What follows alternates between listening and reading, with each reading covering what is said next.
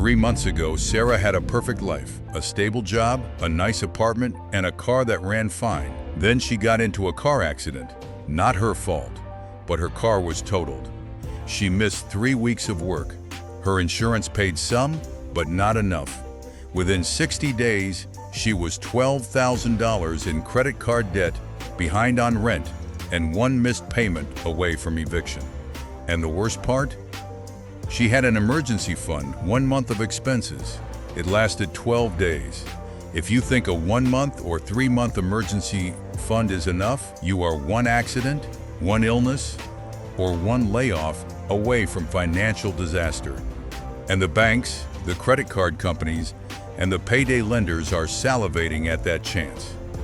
If you stay until the end of this video, you will understand exactly why a 6-month emergency fund is not optional. It's the single most important financial buffer you will ever build.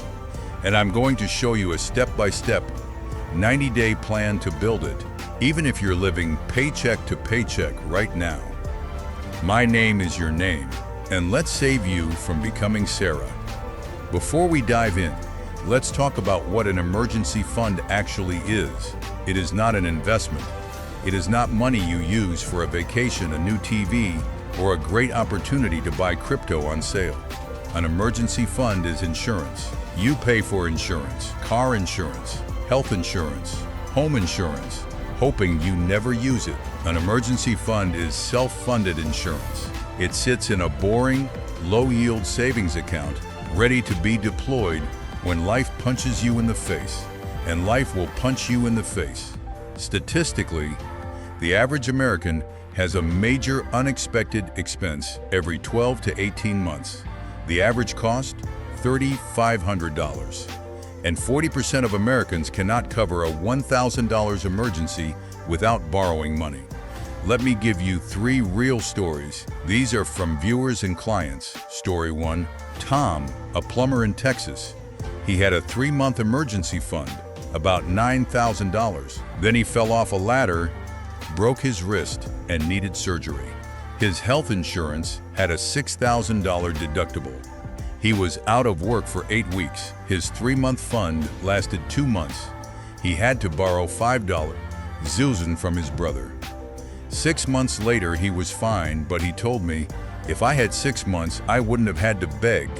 Story 2, Maria, a freelance graphic designer in London. She had a 6-month fund, £15,000. Her biggest client, a startup, went bankrupt overnight. She lost 60% of her income. She had to find new clients. It took her 5 months to get back to her previous income. During that time, she never missed a rent payment, never touched her credit card, and never lost sleep. She used her emergency fund exactly as intended. She told me it was the best financial decision she ever made. Story 3, James, an IT manager in Sydney. He had no emergency fund. His car's transmission failed, $4,000 repair. He put it on a credit card with 24% interest. Then his hours were cut. He paid the minimum for a year, and that $4,000 became $5,200. Then his water heater burst. Another $2,000 on the card. Within 18 months, he had $15,000 in credit card debt and was paying $300 a month in interest. He told me, I wish someone had forced me to save $100 a month for 2 years. I'd have $2,400 and no debt. The difference between Tom, Maria, and James wasn't income. James actually made more than Maria. The difference was the emergency fund. Maria had 6 months, Tom had 3, James had 0, and their outcomes were drastically different. So why 6 months? Why not 3? Why not 12? Because 3 months is the average time it takes to find a new job after a layoff. In a good economy, in a recession, it can take 6 months or more.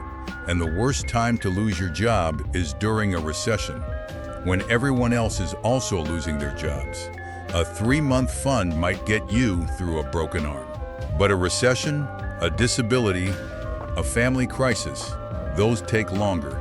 6 months is the sweet spot. It covers 90% of possible emergencies. 12 months is even safer, but for most people, saving 12 months of expenses is too daunting and takes too long. 6 months is achievable, and it gives you a massive psychological cushion. Now, how much is 6 months of expenses? It is not 6 months of your income, it is 6 months of your essential expenses. Rent or mortgage, utilities, groceries, insurance, minimum debt payments, transportation, and a small buffer for basics. It does not include dining out, vacations, Netflix, or your gym membership. So if you earn $60,000 a year, your essential expenses might be $3,000 a month. 6 months is $18,000. That sounds like a lot, but I'm going to show you how to build that in 90 days, not 90 months. Yes, 90 days, starting from zero, even if you think you have no extra money. Here's the 90-day blueprint. I want you to screenshot this or write it down. Phase 1. Days 1 to 30, the scorched earth audit. For the first 30 days, you are on a financial lockdown. Your only goal is to find every single dollar you currently spend that can be redirected to your emergency fund. You don't have to live like a monk forever, just for 30 days to jumpstart the habit. Step 1. Track every dollar you spend for 3 days. Just 3 days. Use a notebook or an app like Mint or YNAB. You will be shocked. Most people find $50 to $100 a day in invisible spending: coffee, snacks, impulse Amazon buys, unused subscriptions, late fees, ATM fees. One viewer found $80 a month in subscriptions she hadn't used in 2 years. That's $960 a year. Cancel them today. Step 2. Cut your variable spending by 50% for 30 days. Groceries. Switch from organic to store brand. Eat before you shop. Make a list and stick to it. Dining out. Zero. Zero restaurants, zero delivery apps. Coffee. Brew at home. Entertainment. Cancel your cable and streaming down to one service. Use the library for free movies and books. Transportation. Carpool. Take public transit, bike, or walk. If you drive, combine trips. Gas is expensive. These changes are temporary. You are not giving up joy forever. You are redirecting money for 90 days to buy peace of mind for the next decade. Step 3. Sell something. Go through your apartment. Do you have clothes you haven't worn in a year? Electronics you don't use? Furniture collecting dust? List them on Facebook Marketplace, eBay, or Poshmark. The average American household has $3,000 in unused items. Selling just $500 in junk gives you a huge head start. I did this myself. I sold an old guitar, a tablet, and a pile of textbooks. Made $400 in one weekend that went straight into my emergency fund. Step 4. Do a no-spend weekend. That's 2 full days where you spend $0. No coffee shops. No gas, walk or stay home, no online shopping. You'd be surprised how much you save. Do one no-spend weekend per week for the first month. That's 8 days of zero spending. For most people, that saves $200 to $400 over the month. By the end of day 30, you should have saved between $500 and $1,500. Not yet a full emergency fund, but a solid start. And more importantly, you've proven to yourself that you can save money. That's the psychological win. Asterisk 2.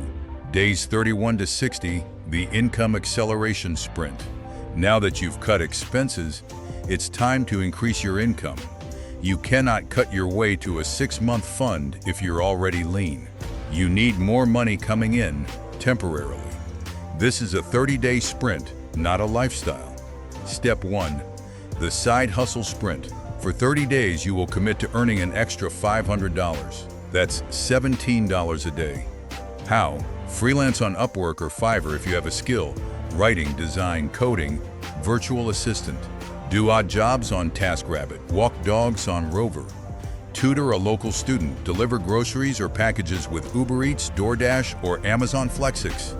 One viewer drove for Uber Eats for 2 hours after work each day and made $40 a night. That's $200 in 30 days.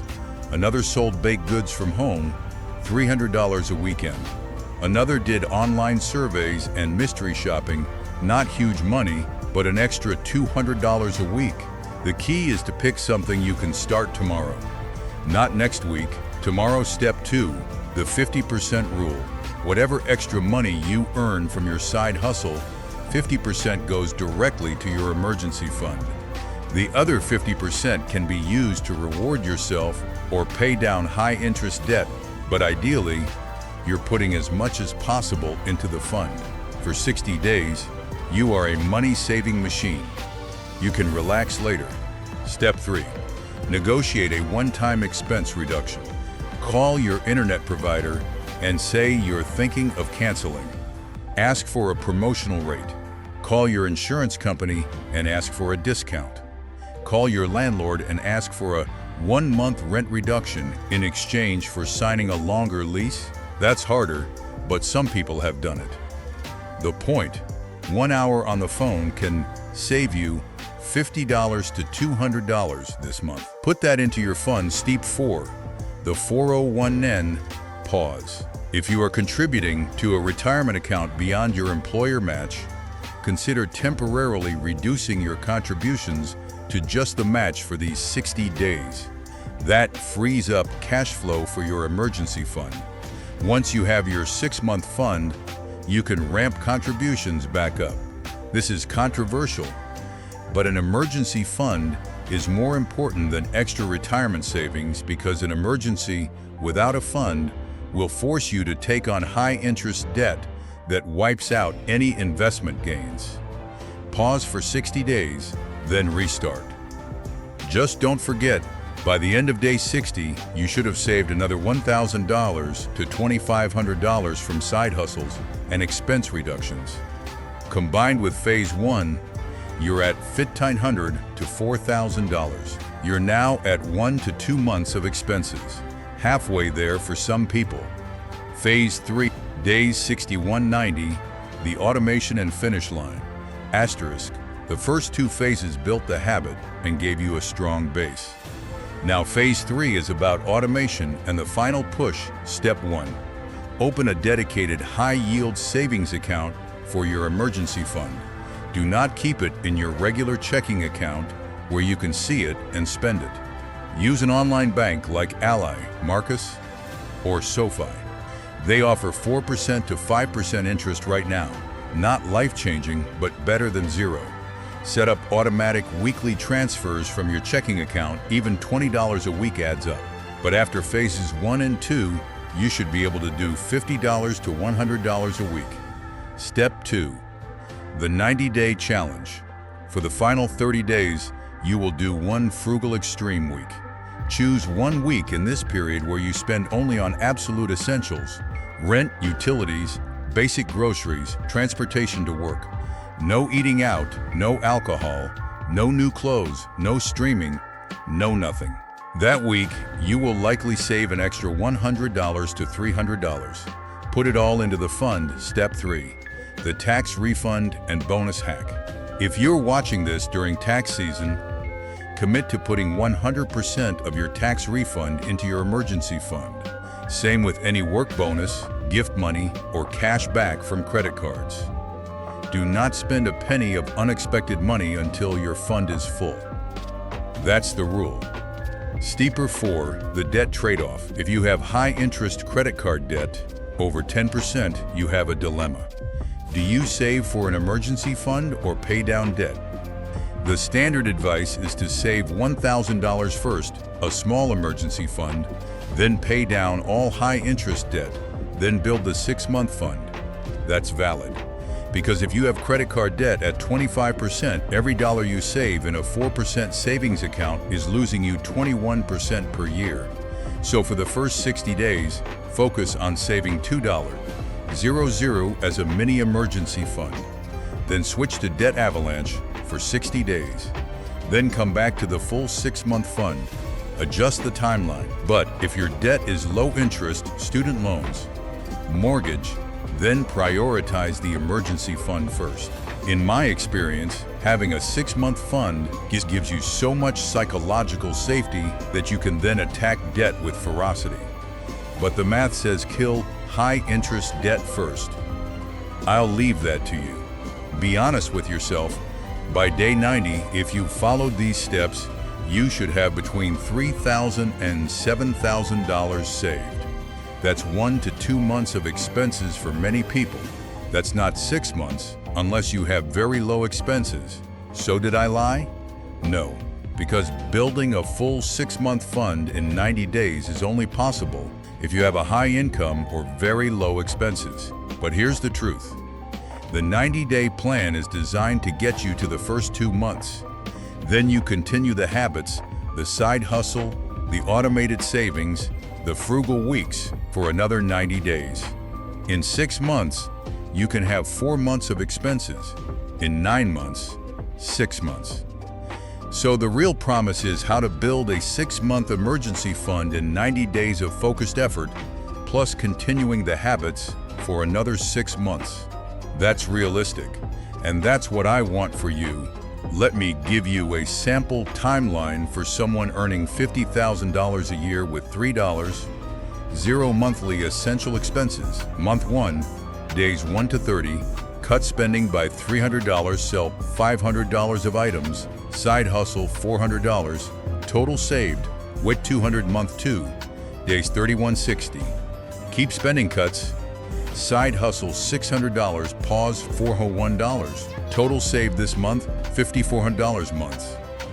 Cumulative 2,600, days 61-90, spending cuts continue, side hustle $400, tax refund $800. Total saved this month $4,800 cumulative, $4,400, 3 months total, $4,400. That's about 1.5 months of expenses. Then you repeat months 4, 5, and 6 with a slightly less aggressive side hustle but continued savings. By month 6, you have $8,800, almost 3 months. By month 9, with continued side income, you hit $12, Susan, 4 months. By month 12, you hit $15,000, 5 months. Then you push a little more, and by month 14, you have $18,000, 6 months. So it's not 90 days. It's 90 days of intense work plus 9 months of consistent work. That's the honest answer. And that's still amazing. Most people never even start. You can finish in just over a year. But what if you have a higher income? Let's say you earn $80,000 with $4,000 monthly expenses. You can save $1,000 a month by cutting $400, side hustling $600. In 6 months, you have $6,000, only 1.5 months. You need to save $24,000 for 6 months. At $1,000 a month, that's 24 months. So you need to increase your savings rate. Cut more, side hustle more, possibly $2,000 a month, which is doable with a serious side hustle and aggressive cuts. Then 12 months to reach $24,000. The math is the math, but the key is to start. And to know that every dollar you save today is a dollar you won't have to borrow at 25% tomorrow. Now, let me give you the single biggest psychological trick that makes building an emergency fund actually work. The emergency fund as a bill method. Asterisk, treat your emergency fund contribution like a non-negotiable bill. Just like rent, utilities, or your phone bill, you pay it first before you spend on anything else. Set up an automatic transfer on the same day you get paid. Even if it's only $20, even if it's $5. The habit is more important than the amount. Over time, you increase it. When you get a raise, increase it by half the raise. When you pay off a debt, redirect that payment to your emergency fund. This method works because it removes willpower from the equation. You don't decide to save each month, it just happens. I've seen people who couldn't save build $10,000 funds in 2 years using this method. They didn't change their lifestyle much. They just automated another trick. Use the roundup apps like Acorns or Chime. They round every purchase to the nearest dollar and invest the difference.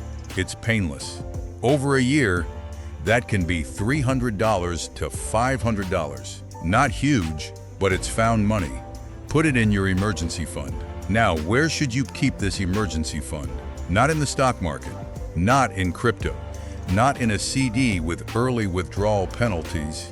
You need liquidity. That means you can access the money within 24 hours without penalty. A high-yield savings account is perfect. A money market account is fine. Some people use a Roth IRA as an emergency fund because you can withdraw your contributions tax-free and penalty-free. But that's dangerous because you might be tempted to invest it. And if the market crashes when you need the money, you're forced to sell at a loss. So keep it in cash. Cash is trash for growth, but it's gold for emergencies. But what about inflation? Yes, inflation eats away at your emergency fund's purchasing power. But that's the cost of insurance. You don't expect your car insurance to pay you back with interest. Same here. The emergency fund is not an investment, it's a buffer. Once you have 6 months saved, you can then invest any additional money. And as inflation rises, you adjust your emergency fund target upward once a year. It's fine. Let me end with a story that will cement this forever. My own mother. She was a single parent, teacher's salary.